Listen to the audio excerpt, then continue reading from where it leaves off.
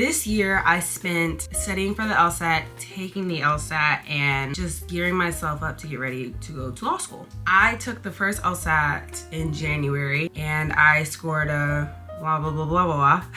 I don't know if I want to tell you just yet. It wasn't bad, but it wasn't what I knew I could get because I took it with the mindset of I need to see it. Like, I know the practice test, I know this, I know what they say, but I'm the type of person I have to see what I'm working with. And I took it remotely. It was at home. I did it in my empty extra room at my house. And I feel like that just wasn't the best for me because I was distracted. It got too hot. It got too cold. When I went downstairs, like, who dares interrupt the queen? But it got a lot for me. At the time, I was so busy thinking like, I want to take the test where I studied this entire time. So that turned out not to work in my favor. Granted, do I think I would have scored like higher or something like that? I don't know. Like I said, that just personally, I don't think it worked to my advantage. So I spent the majority of the year, it's about 9 months, 10 months studying for my second attempt, which I took in October. Now, I had meant to take it in September. At some point, I was just like, I'm not ready. Like, I can't. Like, taking it right now would be a total mistake and a waste of time and a waste of money. Like, hold on. So I pushed it back to October because I felt like November was too close to the end of the year. But October was something like I felt like, okay, just give me one more month. Let me get one more month in and I feel like I'll be there.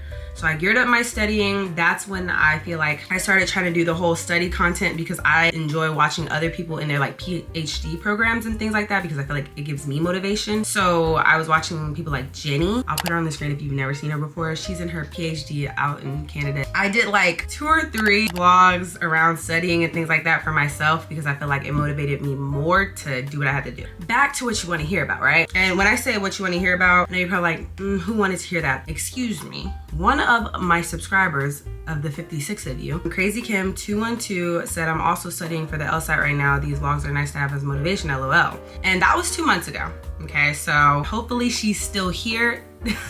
But if you're not, sister, it's okay, I get it. I was having fun doing it, but at some point, and that was probably after that last one I did, which was 2 months ago, I kind of fell off my horse. That's 6 months. August is 6 months within the year. That's halfway through the year, and my test was originally for September, and I was just like, I can't. So I ended up extending it to October, but in the event of doing that, it kind of like moved my mindset a little bit. I just felt like, what am I doing? Like, what am I doing? I'm like a year or so post-grad. It just really kind of got to me. Not in like I'm a failure. I don't want to be a bum. I don't want to be a bum. Me and my mom joke like I'm an educated bum right now, so hey, professional daughter, but my whole thing is I don't want to be a bum. That's the worst thing possible. Like, worst case scenario, I'm a bum. August, I kind of almost shut down, and then I just decided like we gotta gear up. I tried studying more. That was when I was really like crunching my head in the game. Like, we gotta get this. September rolls around and I'm like, I went to Japan. I was still studying, but it was like sparse. And I guess in hindsight, it helped to not overload me or cause me to burn out on it because that's pretty much where I was headed with the fact that I have been studying hard. Like, that's my only job. I gotta get a good score, and I wanna get a good score because I wanna go to a great school, and the school I wanna go to, like, I know the stats I have to have. I know my GPA is probably not gonna be like, but that's the point. Like, your whole application is supposed to whatever, and then your LSAT. So I took the second LSAT, October, in person. I ended up sleeping over my grandma's house because my grandma's house was like 10-15 minutes away from the center.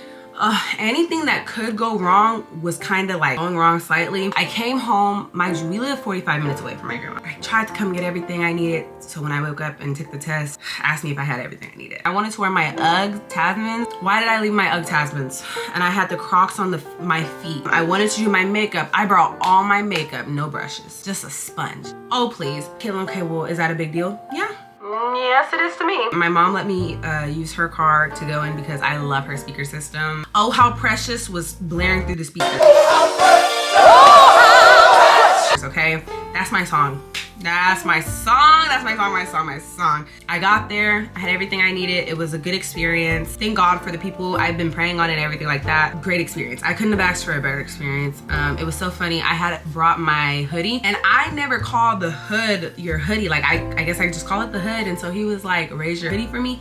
Why raise the whole hoodie? If I had nothing on underneath, I would have flashed that man. You could call it my nerves or whatever, but like, context clues, Caitlin. I was so happy with the studying I had did because I feel like this time around, it's not that I was choked up on questions, but it was to the point where I was able to use the clear method. Like I went through the loophole and I used LSAT Demon. I was just going through questions. Nothing really stressed me. I had my chapstick with me and my water. It felt really breezy. I was so happy with the experience. I had 3 LR sections, 1 reading comprehension section. Thank God. I had been praying for that. I have been studying primarily logical reasoning for the entirety of the year.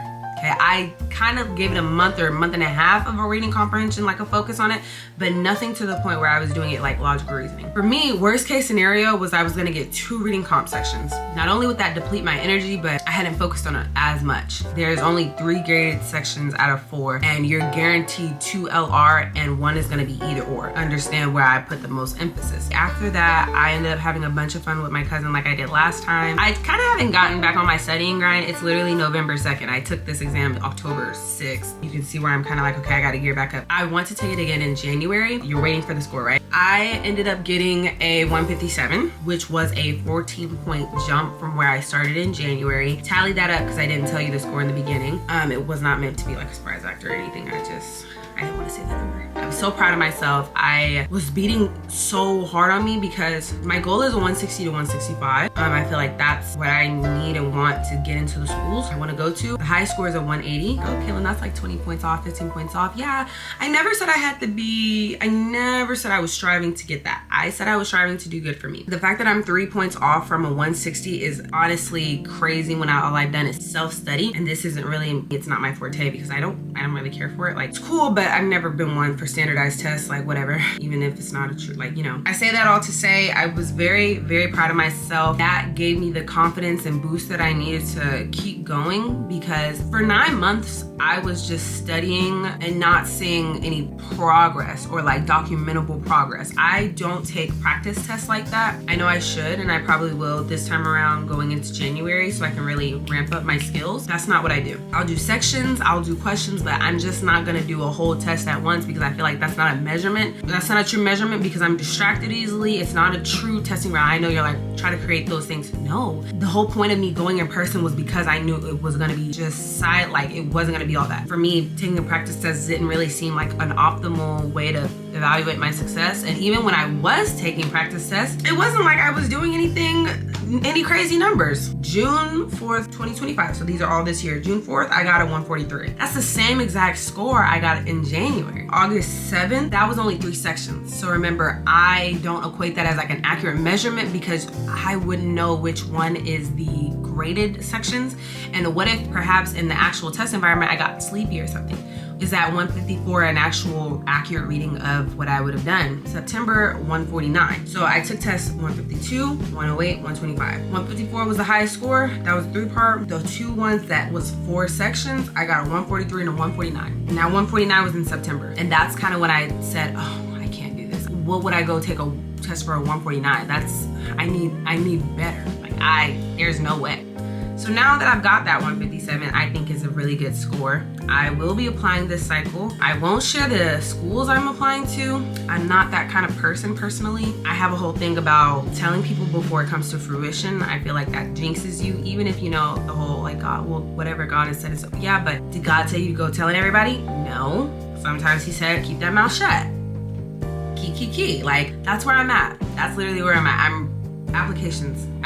I want my applications in by Christmas. That's weighing on me heavy now. It is November 2nd, so you can imagine we only have a month and a half too. No personal statement, no optional addenda, nothing like that. I'm having to do all this, right now, and I know you're like, well, Kayla, you could have been working on it. No, I needed to work on the LSAT independently. I couldn't do this. And that's why working on all this and the LSAT is kind of like overwhelming me a bit, maybe mentally, but it has to be done. I have my recommendation letters from last year, the ones that I got from the professors that I had then, but I feel like I should get an updated one from who I don't know. I'm asking my big cousin to help me with my personal statement as far as checking it over. She does have the credentials to do that, so thank God for her. I felt like my university person who was helping for post-grad things.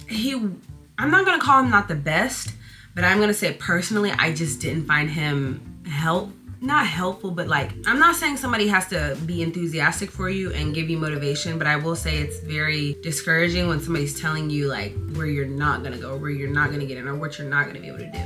Like, okay, so I know that score was a bit low. Thanks for that, but only way is up. Only way is up. I'll be emailing him again. He's gonna get tired of me. I gotta get in law school. I'm sorry. You think I'm doing all this for nothing? No. Getting into law school feels like Mario Kart with Bowser. Like, what are we talking about? That's pretty much the whole update. I'm finally trying to get out of this debilitative state, seeing as we're in winter now, and I don't want to fall into like a winter type, you know, funk. I don't know if I'm developing, I won't call it anxiety, not diagnosed. I won't call it that. Everything is a lot for me. It's getting a bit much. I don't know what's going on for me, but I tell you one thing, I don't have the $100 to give a therapist every week. I'm not doing that. 14-point increase is crazy.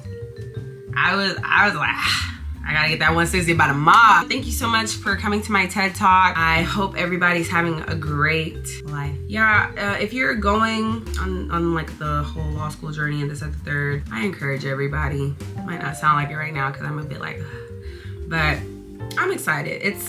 It's hard a little bit because I feel like nobody around me is doing it, especially because I'm not in college anymore, where it's like you have so many people in the same spaces, but it is what it is. Like, I'm having a fun time. Like, I'm literally living life to the fullest I've ever lived it, so can't complain. Thank you so much for watching this video if you watched it all the way to the end. And also to Kim, thank you so much for your comment, because unbeknownst to you, that really helped me. So yeah, kisses, bye.